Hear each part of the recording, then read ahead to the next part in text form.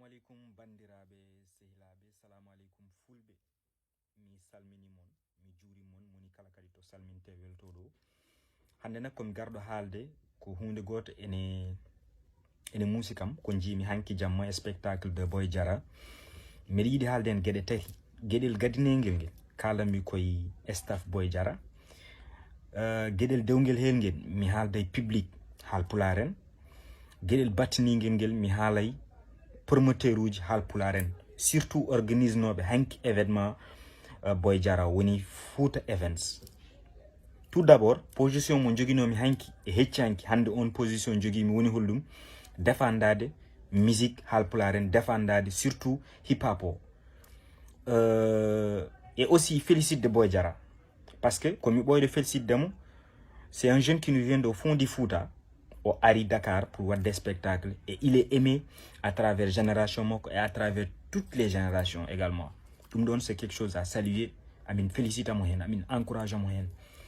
Mami arte moko kanko Boy Diarra pour halde staff moko, c'est très important. Ngadortomi koy public o. Enen hadi men avance de ko gueɗe ɗiɗi eɗen mankira ko wiyete civilisation. Parce que ko jimi ko image mo jimi o yoɗani men enen fulɓe, parce que so wiyama la civilisation adi yitede koye nder pulagu so tawi eɗen mbaɗa spectacle uji men vraiment ne manque civilisation. Et aussi mami haal erreur oɗon ko holton ummi, parce que sa ari spectacle an ar garɗa ka kuppuɗo biyema pour weltade, donc hoto ar pour wadde désordre, c'est très important. Et puis en général heewi wadde ɗumen tan ko yimɓe ɓe gandanda hoorema pinal mumen waɗɗani.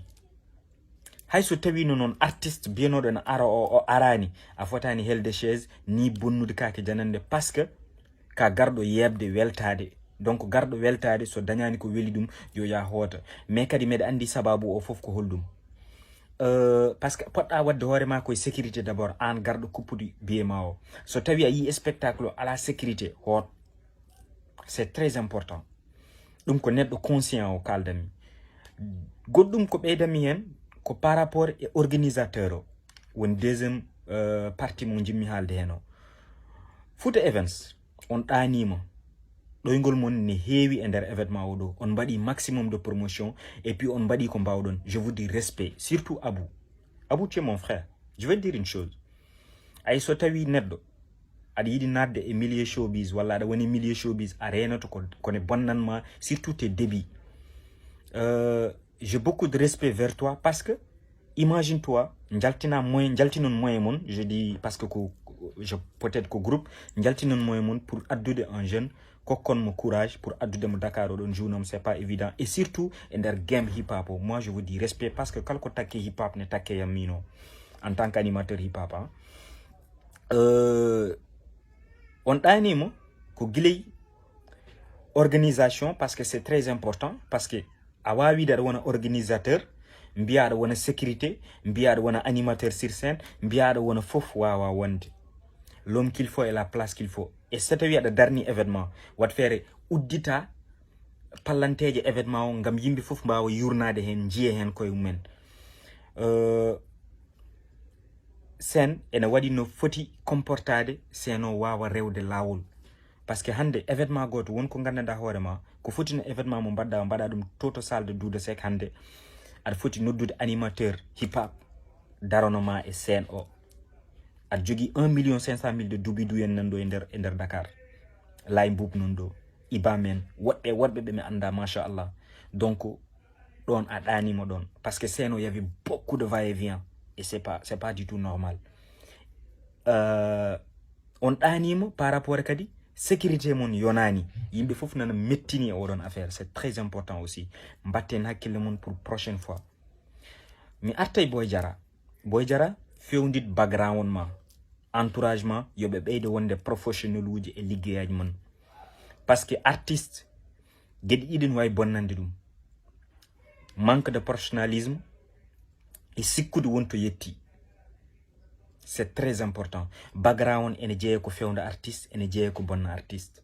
Donc fewndit background ma, entourage ma yoɓe ɓuur wonde professionnel uji dans le domaine uji foof, que ça soit wona invitation ngaji e nder émission ngaji, que ça soit wona e nder spectacle uji mon. Par ce que sa ruttitimo e internet o spectacle uji ma gonde internet di fof ko même système de désordre spectacle uji ma mbaɗata yimɓe machallah yimɓe ɓe beltoto mais organisation sur scène c'est zéro ɗum ko staff ma haɓoro ɗum hay son gaddama e nokku yo staff ma won sur scène gère scène o parce que an ka artiste aɗa foti joude ka joɓaɗo caché tu vois ce que je veux dire donc soit professionnel à dañani taw 20 ans aɗa wawi ñamde musique des millions et des millions mais dépendit tan koye entouragement boy jaram nous on t'encourage amin kokkuma amin on est tout cœur avec toi amin kokkuma dole mais fewndut encouragement c'est très important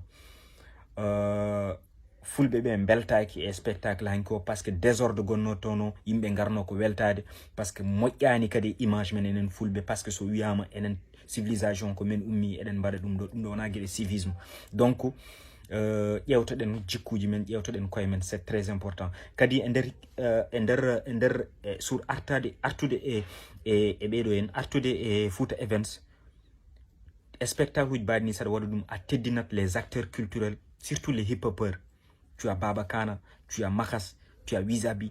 Wizabi, si on dit Makas, on dit Wizabi. Tu as Papa, tu as beaucoup de personnes, Safarai. Même si que 4 éléments sont invités à te donner hip-hop au fouf. Il me faut manger un coïmen. Mais d'après qu'on a mis des informations, il n'y avait pas des acteurs culturels pour des reconnus par rapport à l'endermi. Hande Boyjar so Adam Dakar. Te dinir mawnira mako be tawata der Dakar be c'est très important. Mbaden junge fandu sidin jidi. Milio o ɓeydo yajje jañen ɓerde men udditen dameɗe mun fof joge hen gueɗal so tawi woni hen ko juuma mi ñaguimo yafuyi